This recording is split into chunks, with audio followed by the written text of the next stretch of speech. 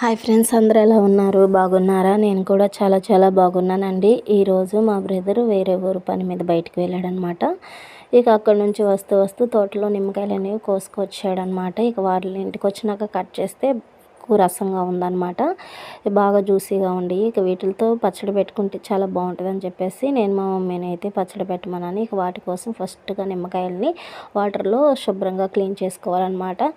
అలా క్లీన్ చేసుకున్నాక తడి లేకుండా ఒక టవల్ పెట్టి మొత్తం కాయలన్నిటిని తుడుచుకోవాలన్నమాట. తుడుచుకున్నాక వీడియోలో చూపిస్తున్నట్లుగా ఇలా బద్దలుగా కట్ చేసుకొని ఒక ప్లేట్లో అయితే తీసుకోవాలన్నమాట.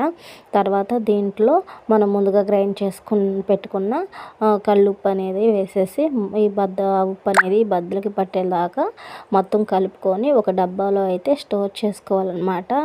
స్టోర్ చేసుకొని డే బై డే తిప్పుకుంటూ ఉండాలి. అలా తిప్పుకోకపోతే బద్దలు అనేవి పాడైపోతాయి అన్నమాట.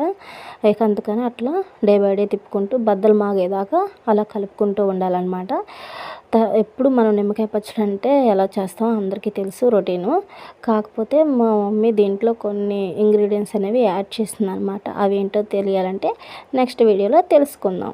మరి ఈ వీడియో కనుక మీకు నచ్చితే లైక్ చేయండి, షేర్ చేయండి, కామెంట్ చేయండి.